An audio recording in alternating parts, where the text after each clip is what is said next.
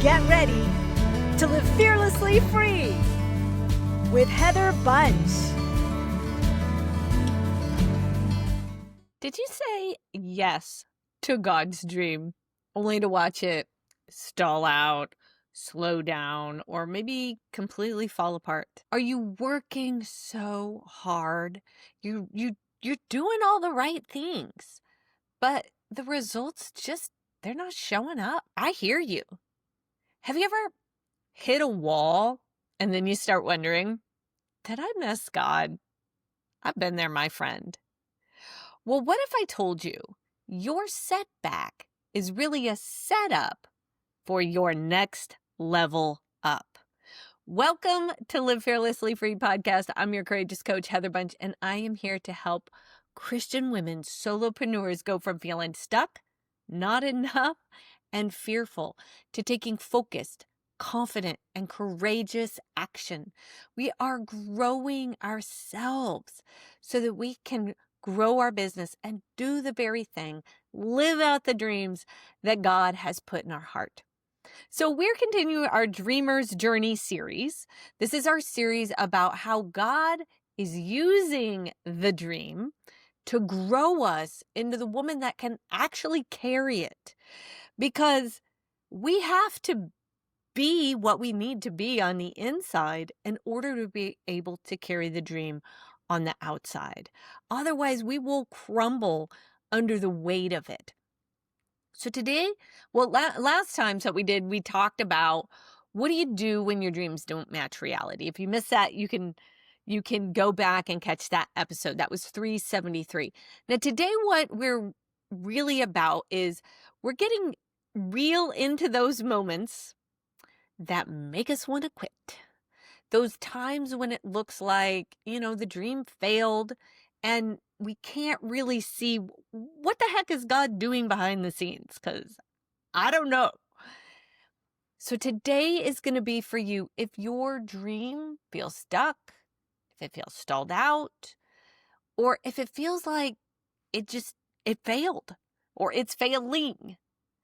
And if you've been faithful, you've been doing all the right things, but maybe you feel forgotten, you feel invisible, this message is for you. And if you are ready to see your setback differently, not as punishment, but as preparation, I want you to stay with me, my friend. I remember there was this time I finally made it into the position I so badly wanted. You see, I helped my brother actually start a church. I worked for him for 16 years. I started with admin stuff. I was working in accounting because that's what was needed. But my real love, my favorite thing was women's ministry. And I volunteered in that area. So I actually helped with all kinds of things. I created tickets and posters and, helped with decorations and just all the behind the scenes stuff, because that is where I really wanted to be. And I finally got it. There was a moment when the women's ministry director needed a new assistant. And I was like, hey, can I apply for the job? And so I did, and I got the position, and I loved it. It stretched me immensely. I was doing all kinds of things and was working at a faster pace, but I loved being in that ministry. It was amazing. And the final culmination of that was events. I love events. I still love events to this day. And we would put on these amazing women's events, and I love them so much. We do everything, small events, big events, everything to make these women feel special, to know they're loved by God. And so during this event, I was pregnant with my third, Grace.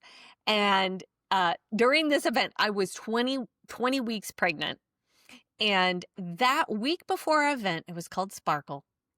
I worked 72 hours. Like, I put my heart and soul into this event, and it turned out amazing.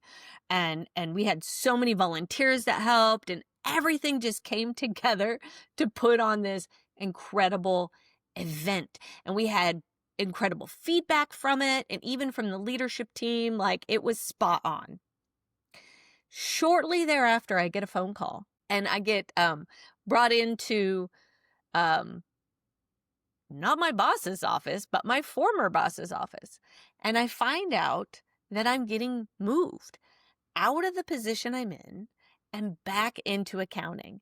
And not only back into accounting, I was actually stuck at the copy machine, just copying contribution envelopes, scanning them in. So we had a digital copy of every single contribution that was ever given to our church. Day after day, 8 hours a day. And I would sit at that copier and cry. And I was like, what did I do wrong?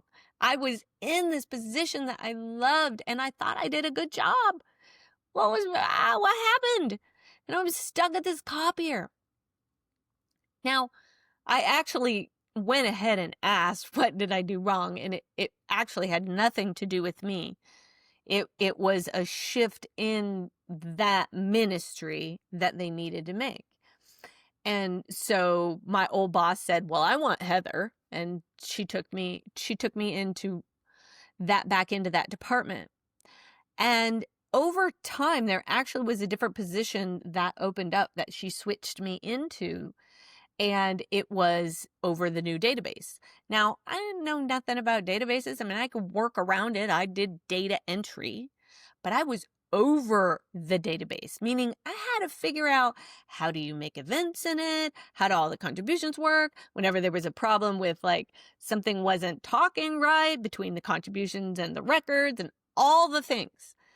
And so I literally got paid to watch videos on how to work the database, how to work the CRM. And that is what I did day after day. And I took on the challenge, and I got good at that database. And it was a beast, let me tell you. But I mastered that sucker. And in that season, even though it wasn't planned, even though it wasn't where I wanted to be, I was learning things about how to problem solve, how to set up systems in a database. And what I didn't realize is that the thing that I saw as a setback was exactly what I needed for the next season. Because what I didn't know is I would eventually be an entrepreneur. I would be over my own CRM. I would be setting up funnels. I would be working on websites. I would be creating email lists. And how do I connect this to that? I knew how to do all that. I could figure it out, even though it was a different system, because of what I had learned. And so God had actually used this season of, like, I thought was like, oh my gosh, this is the worst ever. And now I don't worry about, oh, could I do this? I figure it out. I can figure it out because it was training ground. God was literally developing in me skills I needed for my next season. And see, here's the thing about setbacks. They make you question everything. Your ability, your calling, whether you heard God right. I have been there, my friend. And that's not the only setback I've had, but that's one of the setbacks. But what if it, in those moments, they're not proof that you suck or you missed it, but they're actually proof that God's still molding something in you that you need for your next level up, for your next season. And that's exactly what the story of Joseph teaches us. We talked about Joseph last week. We talked about him. God gave him a dream. And then it looked like the dream died before it even came to life. He said yes to the dream. And then all of a sudden, he's in betrayal, falsely accused. He's waiting for years. But I'm going to say none of it was wasted. Each season was a setup for the next. God was developing in Joseph the type of person that could carry the dream into fruition. He was developing Joseph's faith, his faithfulness, his leadership, his capacity, his strategic thinking. I want to take you to Romans 3 and 4. We also celebrate our tribulations. That does not sound fun, does it? No, it doesn't sound fun to celebrate our tribulations, our setbacks. But this is what it goes on to say, knowing that tribulation brings about perseverance, and perseverance, proven character, and proven character, hope. And hope doesn't grow in comfort, my friends. It grows in places that stretch us. For Joseph, it was a pit. It was Potiphar's house. And it was the prison. It was waiting and hidden work that developed him. So, I want to talk about 3 steps for you, 3 action steps when your dream feels like it failed, like it stalled out, like you're stuck, like it's not working. Because this is where your character and your calling collide. And this, my friend, is what you need to develop who you are so that you can handle what God is calling you to do. So step number 1 is this. When you're in the pit, pause and pray. When your dream looks dead, it is easy to think you missed God, right? But the pit isn't punishment. It's an invitation to pause. It's a place where you stop striving, catch your breath, and you reconnect with Father. What's next?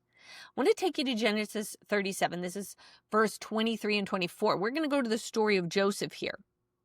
So when Joseph reached his brothers, his dad had sent him to go check on his brothers tending the sheep, and they were not close, okay? So he had some distance to go.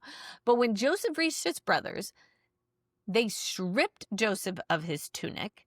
That was the multicolored tunic that his father had given him. This was his sign of favor. And they took him and threw him into a pit. And now the pit was empty and without water in it. Well, thank God he didn't drown, so that's good, right? But here Joseph is in this pit. His brothers left him there to die. It looked like his dream was finished before it even started. 1 minute, he's got this awesome, beautiful tunic from his father, so much favor. He was the favorite. And the next, he's sitting in an empty hole with no way out. He was going to die. From where he sat, it literally felt like his dream had died. How in the world could God bring his dream to pass? He's stuck in a pit. You, my friend, you may feel like that too. You said yes to your dream. You're taking the steps. You're following your call. You're posting on social media. You're doing the coaching, or you're putting your stuff online. You're doing the things.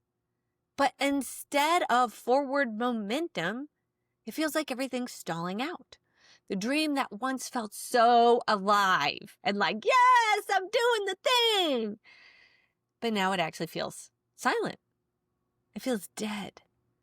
When you are in this space, we can feel tempted to scramble, to try to fix it, to try to hustle our way out of it, or to try to maybe just go crawl in a corner and lie down and, cry. And I have had those moments where I literally felt like that and done that and cried. And why, Lord, why? But the pit is not a place for panic. It is the place for prayer. It is the place to get with Father and get his heart on the matter and what's going on. Now, what I love about God is that God and science actually mix, because God created science, by the way. What prayer does, prayer and stillness actually activates our brain's prefrontal cortex. This is the part of us that does our thinking. Our best thinking happens here.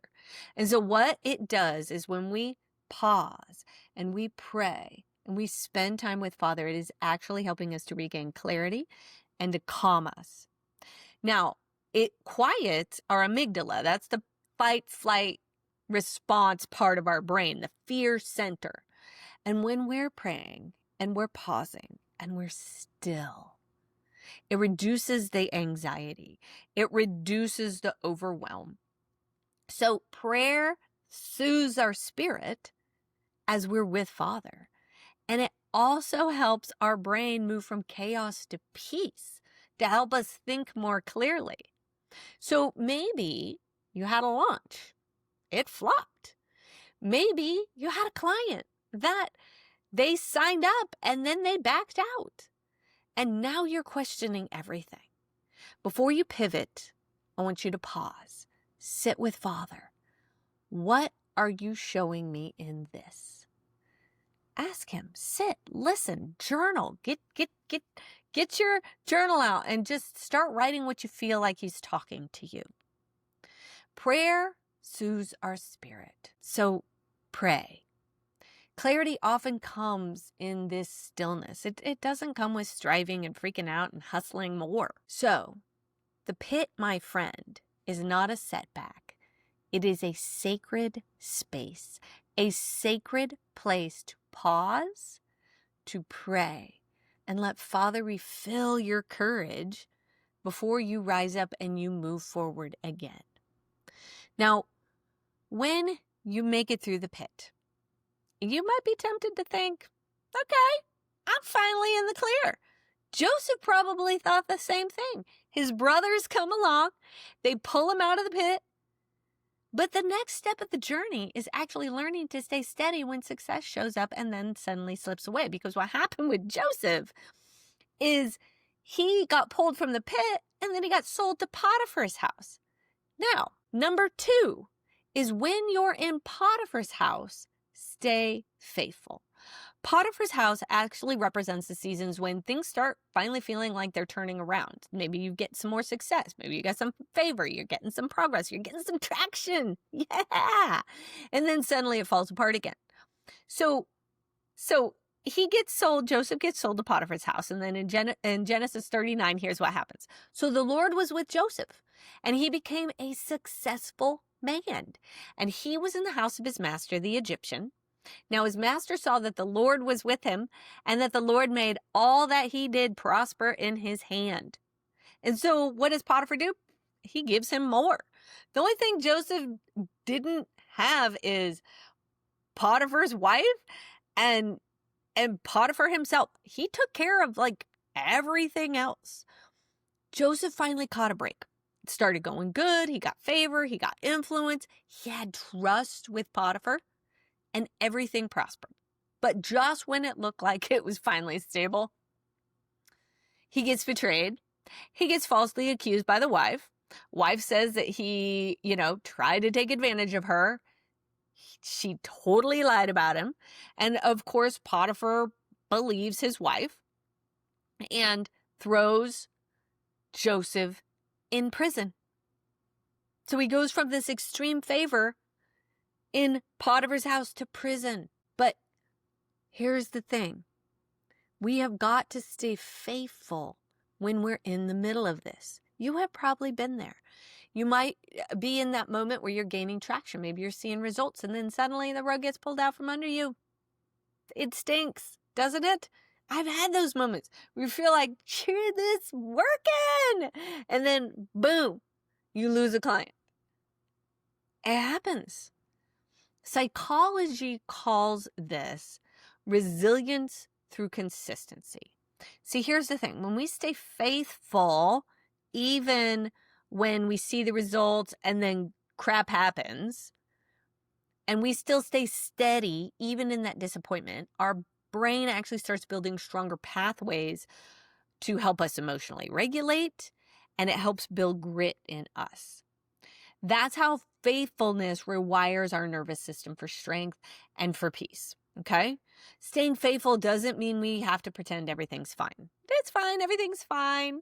I always love the movie Italian Job. And when he says, like, I'm fine, he goes, you know what that stands for, right?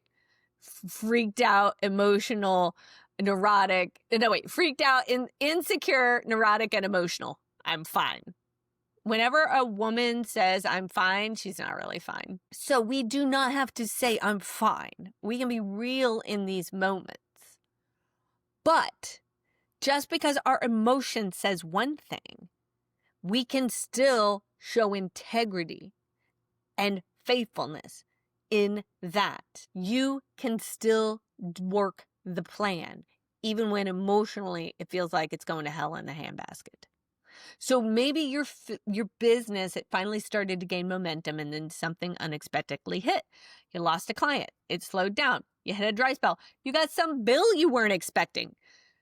I've had that one happen multiple times. I'm like, yeah, we're making traction, and I didn't know we owed that. Yeah. But in the middle of that, staying faithful, it means showing up with excellence for the people who are still there. Maybe you got 2 clients left. Show up faithfully while trusting Father with what you can't control. There are things that happen in our life. We can't control them. We can't control them. But we can control us. We can't control our reaction. Our emotions will happen, and that's okay.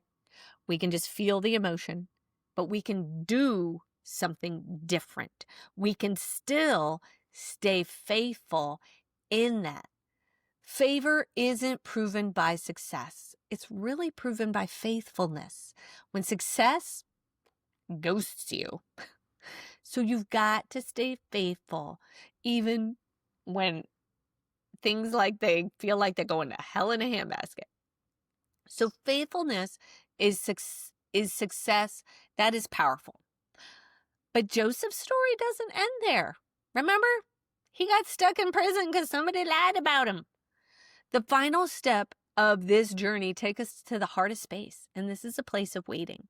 Step number 3, when you're in prison, keep practicing. Keep practicing. Prison seasons are the hardest because they are silent. You're doing the work. There's no applause. There's no breakthrough. It's just being obedient. Let's go back to Joseph. So this is Genesis 39. We're starting in verse 20. I'm not going to read the whole story, so I'm going to give you some cliff notes here. Joseph's master took and put him into prison, and that was a place where the king's prisoners were confined. And he was there in prison. But the Lord was with Joseph and extended favor to him and gave him favor in the sight of the warden. So he gets favor. So he actually gets put in charge in the prison. And he's taking care of all the prisoners. He's taking care of all the stuff. And the warden is like, Joseph's got this. Okay. Joseph was practicing what he learned in Potiphar's house about leadership. God was using that season of waiting to prepare him. But it didn't end there. So later on, this is years later, okay? Years later, he is in prison, still practicing, doing the things that are put before him. 2 people get thrown in jail. It's a cupbearer and the baker. And they both have a dream, and they're really disturbed about the dream. And Joseph notices, hey, you guys okay? Like, what's going on? And so they share their dream with him, and Joseph interprets their dream. Well, the baker's dream didn't end so good. We won't go into that. But the cupbearer was actually, his dream meant, hey, in 3 days, you're going to get restored to your position next to Pharaoh. And Joseph asked him, hey, when you're there, remember me. Tell Pharaoh about me, because I have been unjustly imprisoned. Remember, he has been there for all these years for something he never did. And he stayed faithful. But here's what happened. In verse, and then this is in chapter 40. Yet the chief cupbearer did not remember Joseph, but forgot him. He forgot him. What did Joseph do? He just kept practicing. Joseph didn't waste his waiting time. He kept practicing leadership. He kept practicing his faithfulness that he had learned in Potiphar's house. He practiced integrity. He was serving in these hidden places. When Pharaoh finally called him up, Pharaoh has a dream and Joseph gets called up. Here's the thing. Joseph didn't have to scramble to prepare for what God had next for him. He was already ready because he was practicing it. Pharaoh, when he interpreted the dream, not only did Joseph interpret the dream, he knew exactly what Pharaoh needed to do to save his nation from a famine that was coming. He was already prepared with the strategy and the ability to carry it out.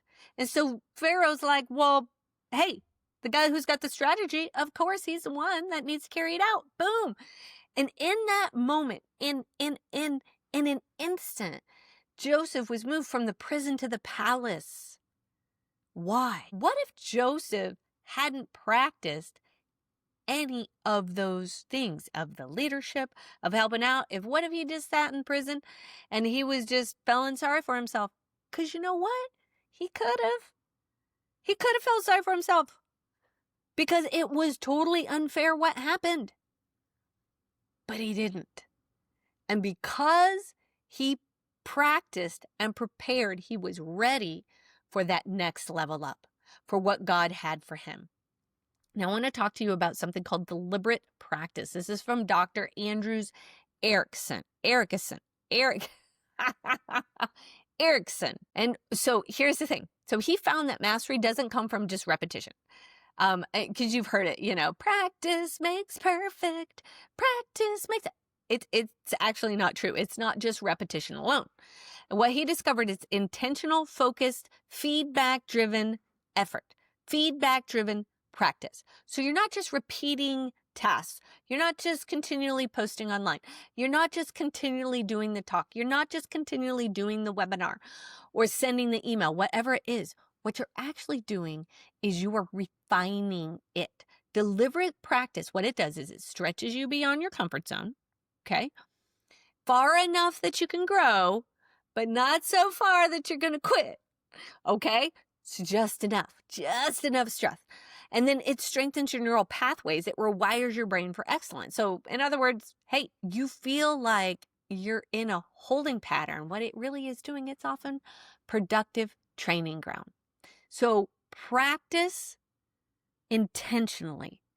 Look at what you did, tweak it, get feedback, and then practice again so that you are continually making it better. That is deliberate practice. So maybe you feel unseen right now. You're posting, you're serving, you're building, but you're just not seeing the results. Keep practicing, but refine your message. Get feedback. If you don't have a coach or someone that could look at, hey, I'm doing this, but it doesn't seem to be working. What can I tweak? How can I make it better? Work on strengthening your systems. Grow your skill sets. Every small, faithful act is shaping you into a leader who can handle the next level. Prison isn't punishment. It is preparation. But we have to practice with intention. You're being perfected in this process, my friend. When I was learning the database, I was practicing. I would try things. I would test it. I would tweak it. I would make it better. I would set up an event and all the registration and I would test it. Okay, how did it go? I would look at how it went. Do we need to fix this? Do we need to fix that? How can we make the line better? And I was always continually tweaking and adjusting. And because of that, not only did I make that system better, it rewired my brain so that now when I am doing things, I have a better brain for all right, how do we make that better? How can we tweak this? What can we do? How can we shift it? Intentional practice. Let's recap. Step number 1, when you are in the pit, pause and pray. Meet with Father, my friend. Get his strength, get his restoration, get his clarity. Let him generate that courage in you because fear doesn't come from Father. Courage does. Step 2, when you're in Potiphar's house, stay faithful. Your consistency in the chaos builds resilience, my friend. Stay faithful. Don't give up. I know it feels like I can't tell you how many days I feel like giving up. I do. I am not where I want to be. But you know what? I'm not where I started. And the same goes for you. So stay faithful.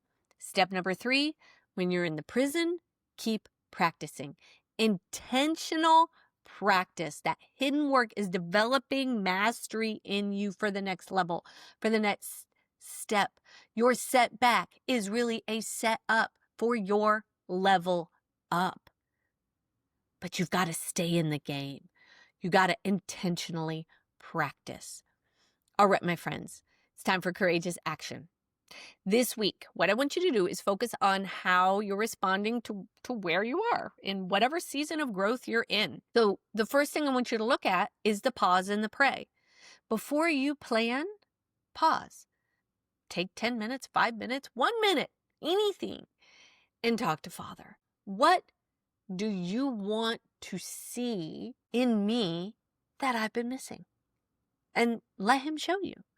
That stillness is not wasted. It's where calms your brain and you get the clarity. Prayer activates your prefrontal cortex, helps you think more clearly, and you're going to get wisdom from Holy Spirit on what to do and where to go next. The second thing I want you to look at is stay faithful. Faithfulness isn't about doing. It's about staying steady in doing what matters most, in doing the right things. Look at your to-dos, your list, your calendar. Where am I overthinking instead of trusting? You can look at all the busyness. Am I doing the right things? And am I staying consistent in that? I want you to choose a small commitment that you can keep this week.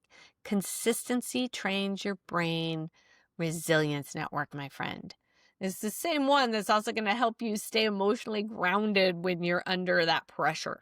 Okay. And the third area I want you to look at is developing your mastery. Let's go back to Dr. Erickson.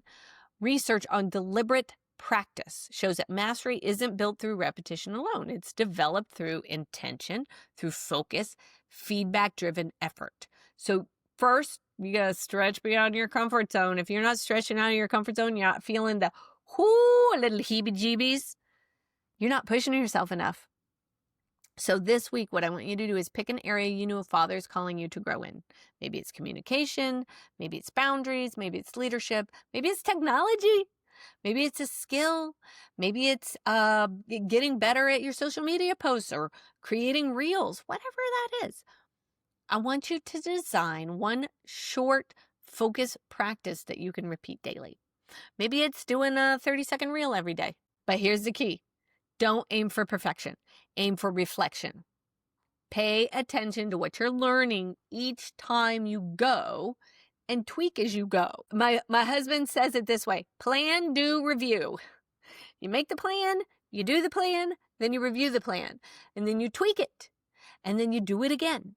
And each time you do it, it gets better. So I want you to focus on one of those areas. You don't have to do all three at once, but pick the area where you feel like you need to grow in the most. Whether it's pause and pray in those moments you feel like a failure, staying faithful in those moments with that consistent action, or develop the mastery where you're practicing deliberate practice, okay? Because real transformation, my friend, does not happen by accident. It happens when you partner with Father in the pause, when you stay faithful in the middle and the mess, and you practice with purpose until you grow, and you do it until that becomes your new normal. All right, listen, if you are walking through one of those seasons that we're talking about, you don't have to do it alone. That is why I created Courageous Club. It is a safe space for women like you to grow their selves so they can grow their dreams. They can do their dreams and they don't have to do it alone.